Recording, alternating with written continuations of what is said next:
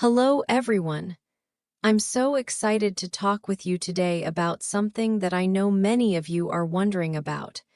How can you speak English without thinking? How can you make English feel as natural as breathing?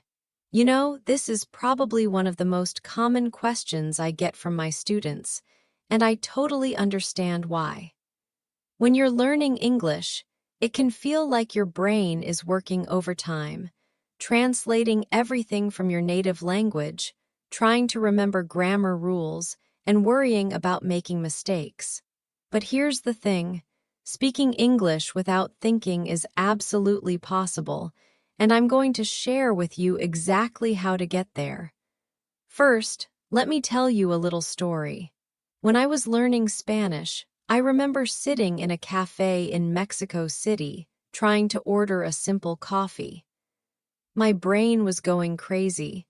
I was thinking in English, translating to Spanish, worrying about my pronunciation, and by the time I opened my mouth, the words came out all mixed up. Sound familiar?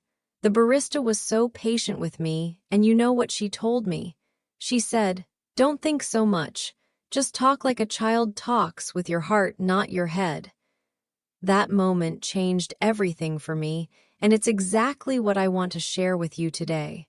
The truth is, when we speak our native language, we don't think about grammar rules or vocabulary. We just speak. The words flow naturally because we've heard them thousands and thousands of times. We've used them in real situations, with real emotions, and they've become part of us. This is what we need to create with English, and the good news is it's totally doable. Let me start by explaining what's happening in your brain when you're trying to speak English. Right now, you probably have what I call the translation station running in your head. Your brain hears or wants to say something. It quickly translates it to your native language to make sure it makes sense, then translates it back to English, checks the grammar, worries about pronunciation, and then finally lets you speak. No wonder it feels exhausting and slow. But here's what needs to happen. We need to create a direct highway in your brain from thoughts to English words. No stops at the translation station, no grammar police checkpoint, just a smooth, fast road from what you want to say to saying it in English. And I'm going to show you exactly how to build this highway. The first secret is something I call English thinking bubbles. Instead of trying to translate your thoughts into English, you need to start thinking simple thoughts directly in English. Now I know what you're thinking, but how can I think in English when I don't know enough words? Here's the beautiful thing. You actually know more English than you think you do. Start with the simplest thoughts. When you wake up in the morning, instead of thinking in your native language, try thinking, "I'm awake, I need coffee, it's morning." Super simple, right? As you're getting dressed, think, "I'm putting on my shirt. This shirt is blue. I like this shirt." When you're walking to work or school, think, "The sun is warm today. There are many people, I'm walking fast." These aren't complex thoughts, but they're building that direct highway in your brain. You're teaching your brain to think in English patterns, not translate from your native language patterns. Here's something really important that most English teachers don't tell you. You don't need perfect grammar to communicate perfectly. I know, this might sound crazy coming from an English teacher, but listen to me. Native English speakers make grammar mistakes all the time, and we still understand each other perfectly. We say things like, "Me and my friend went to the store," instead of "My friend and I went to the store." We say, "I could care less," when we mean, "I couldn't care less." Language is about communication, not perfection. So here's what I want you to do. Give yourself permission to make mistakes.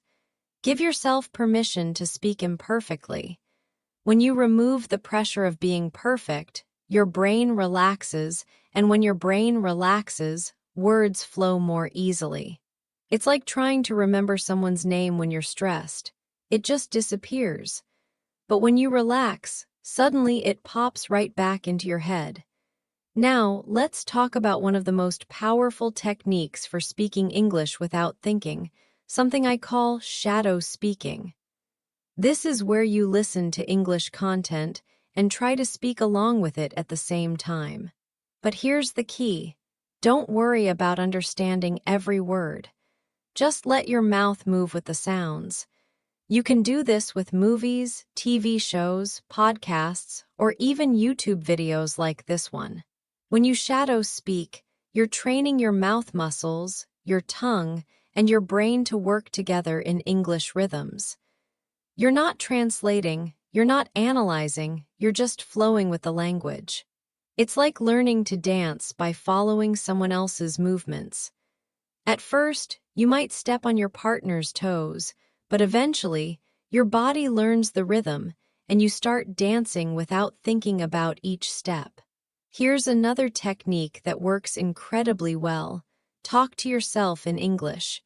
I know it sounds a little weird, but trust me on this one. When you're alone, describe what you're doing in English. Now I'm making breakfast. I'm cracking an egg.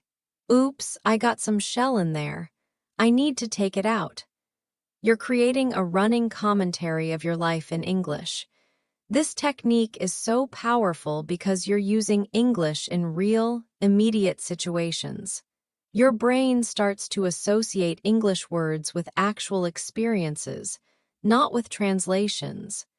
When you crack an egg while saying, "I'm cracking an egg," your brain creates a direct connection between the action and the English words. No translation needed. But here's something super important, and this is where a lot of people get stuck.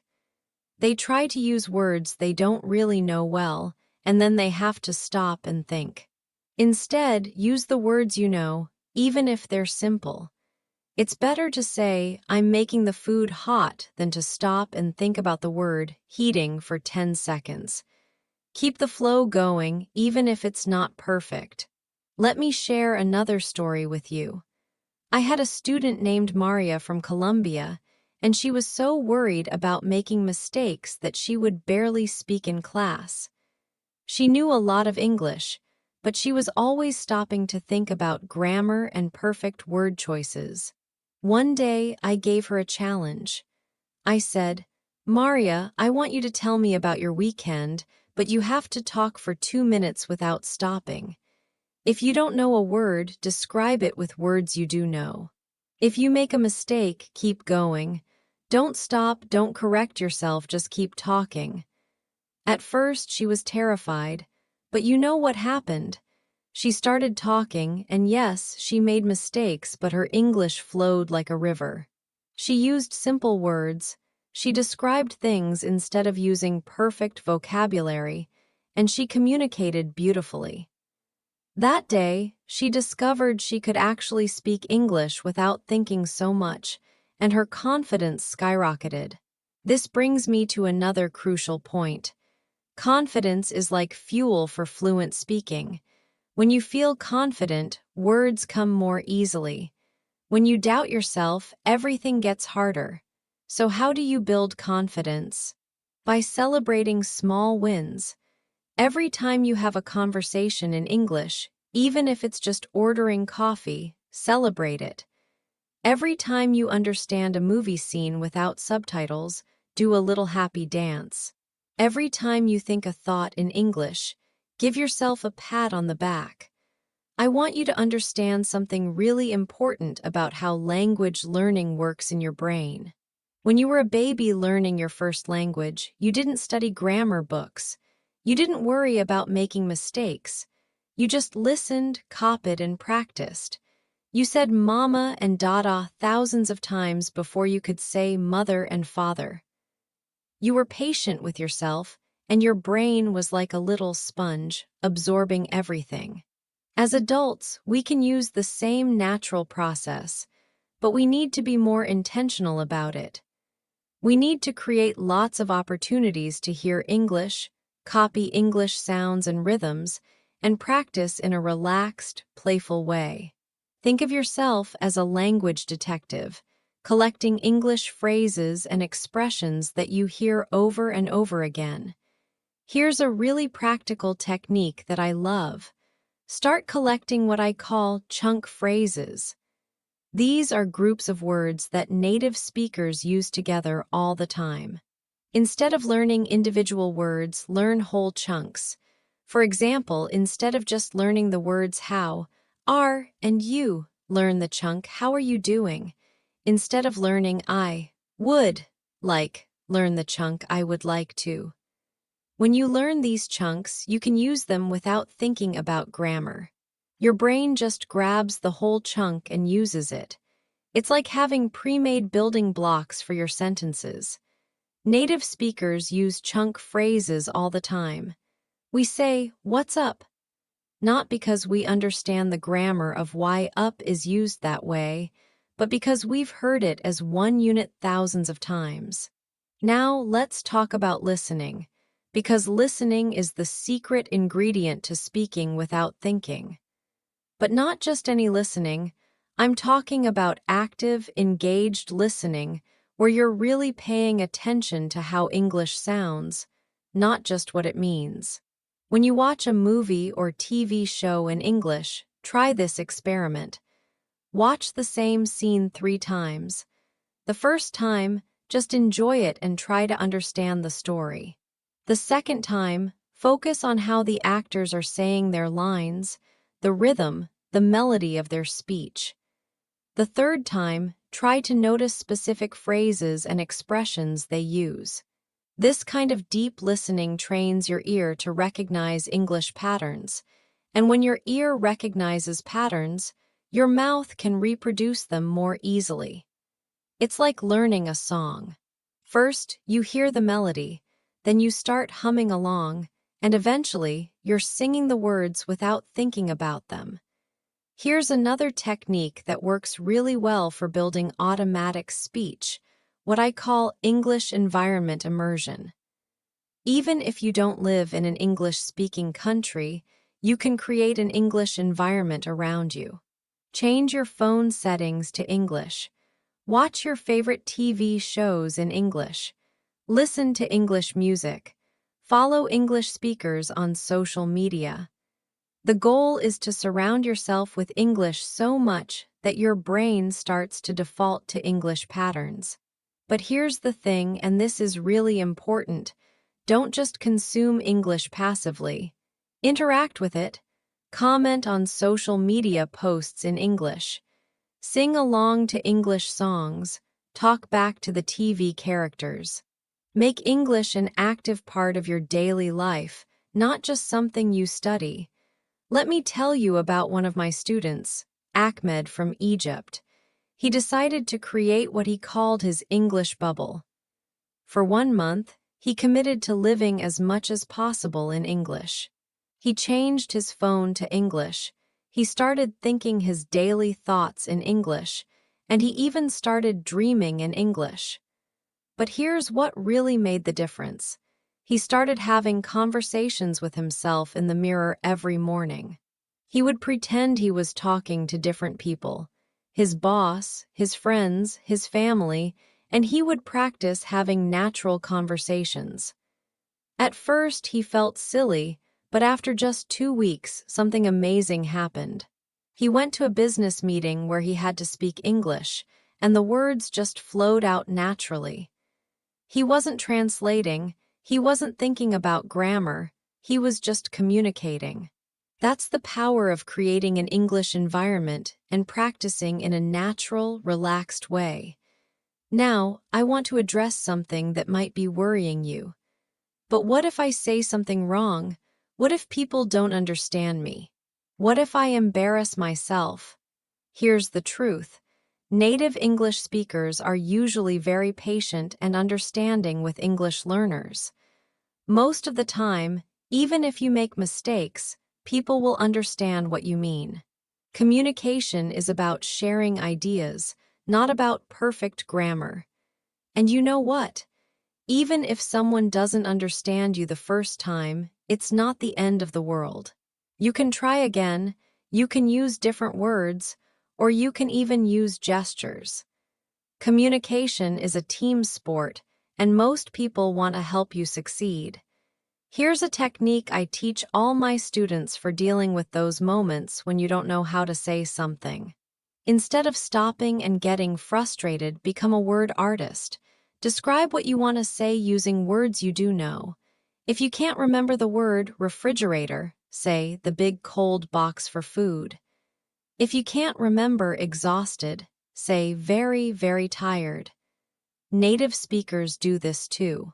Sometimes we can't remember a word, so we describe it instead. This technique does two amazing things. First, it keeps your English flowing, which is our main goal. Second, it actually helps you learn new ways to express ideas. Sometimes describing something is more interesting and memorable than using the exact word anyway. Let me share another powerful technique with you, what I call emotion-based learning. When you attach emotions to your English practice, your brain remembers better and accesses the information faster. So instead of just memorizing phrases, use them in emotional contexts. If you're learning the phrase, "I'm so excited," don't just repeat it mechanically. Think about something that actually makes you excited and say it with real emotion. "I'm so excited about my vacation next month." When you practice English with real emotions, you're creating stronger neural pathways in your brain. It's like the difference between walking on grass and walking on a sidewalk. The more you walk on the sidewalk with emotion and context, the clearer and more automatic the path becomes. Here's something else that can really help you speak without thinking. Learn to love the pause. Many English learners think they have to speak super fast to sound fluent, but that's not true. Native speakers pause all the time when they're talking. We say, well, you know, so, and we take little breaks to think. These pauses are natural, and they give your brain time to organize your thoughts. Instead of feeling embarrassed about pausing, use pauses strategically. If you need a moment to think of a word, say, "Well, let me think," or "How can I explain this?" Or even just Native speakers will completely understand, and it gives you time to get your thoughts together without breaking the flow of conversation. Practice using these natural fillers. So, "Well, you know, actually, I mean." These little words buy you time and make your speech sound more natural. Just don't use them too much, a little goes a long way. Now let's talk about something really important, the connection between physical relaxation and fluent speech. When you're nervous or tense, your throat tightens up, your tongue doesn't move as easily, and your breathing becomes shallow. All of this makes speaking more difficult. Before you have an English conversation, take a few deep breaths. Relax your shoulders, loosen your jaw, and remind yourself that it's okay to make mistakes. I teach my students a quick relaxation technique. Before speaking English, take 3 deep breaths and say to yourself, "I'm going to communicate, not perform. Mistakes are learning opportunities. I'm brave for trying." This simple mental reset can make a huge difference in how easily words flow out of you. Here's another practical tip that works really well. Practice English in low-pressure situations first. Don't start with a job interview or an important presentation. Start by ordering food, asking for directions, or making small talk with a cashier. These situations are low stakes, and if you make a mistake, it's no big deal. As you build confidence in these easy situations, you'll find it easier to speak in more important situations too. I also want to talk about the power of repetition, but not boring repetition. Fun, meaningful repetition. Find English content that you really enjoy, maybe a funny YouTube channel, an interesting podcast, or a TV show you love. Watch or listen to the same content multiple times, but each time, focus on different aspects. First, just enjoy and understand. Then, focus on pronunciation. Then, focus on new vocabulary. Then, try to repeat some phrases along with the speaker. This kind of enjoyable repetition is like watering a plant. Each time you revisit the content, you're strengthening the neural pathways in your brain, making those English patterns more and more automatic. Let me tell you about the English personality concept. Many of my students notice that they feel like a slightly different person when they speak English compared to when they speak their native language. This is totally normal. Different languages can bring out different aspects of your personality. Embrace your English personality. Maybe you're more outgoing in English, or more direct, or more playful. This isn't fake or wrong, it's just another side of you. When you embrace your English personality, speaking becomes more natural because you're not trying to translate your native language personality into English words. You're just being authentic in a different language.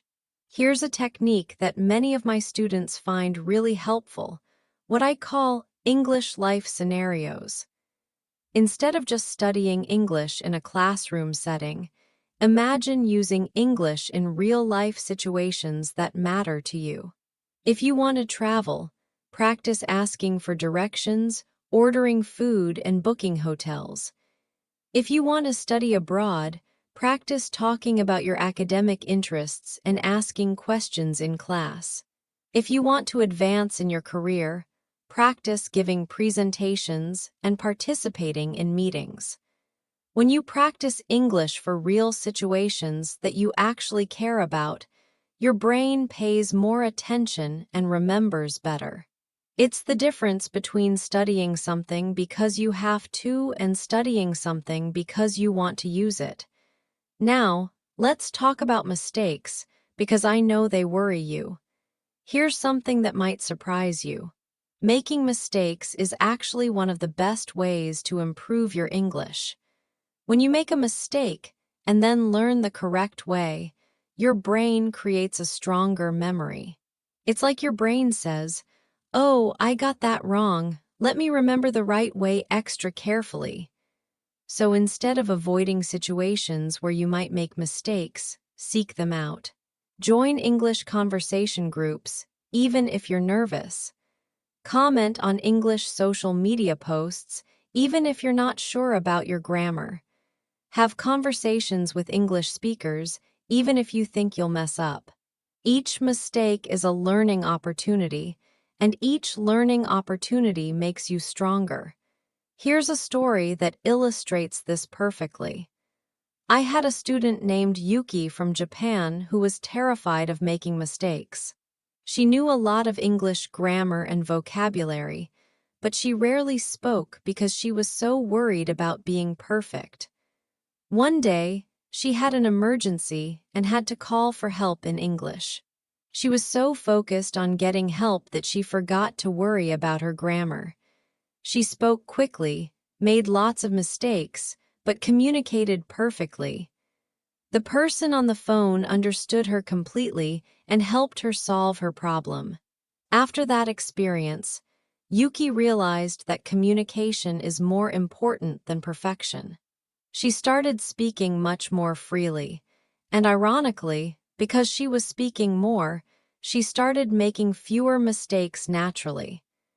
This brings me to an important point about the difference between accuracy and fluency. Accuracy is about being correct, fluency is about being smooth and natural. When you're first learning to speak without thinking, focus on fluency first. Get comfortable with the flow of English, with expressing your ideas even if they're not perfect. As you become more fluent, accuracy will improve naturally. It's like learning to ride a bicycle. First, you focus on not falling off, on keeping your balance and moving forward. You're not worried about perfect posture or optimal pedaling technique. Once you can ride smoothly, then you can work on improving your technique. Same with English. First, get comfortable with the flow, then refine the details. Let me share one more powerful technique with you, something I call English storytelling. Start telling simple stories about your day, your experiences, your dreams, but tell them in English. Don't write them down first, just speak them out loud. Start with really simple stories. Yesterday, I went to the store. I bought some milk and bread. The cashier was very friendly. I walked home, and it started to rain. As you get more comfortable, make your stories longer and more detailed.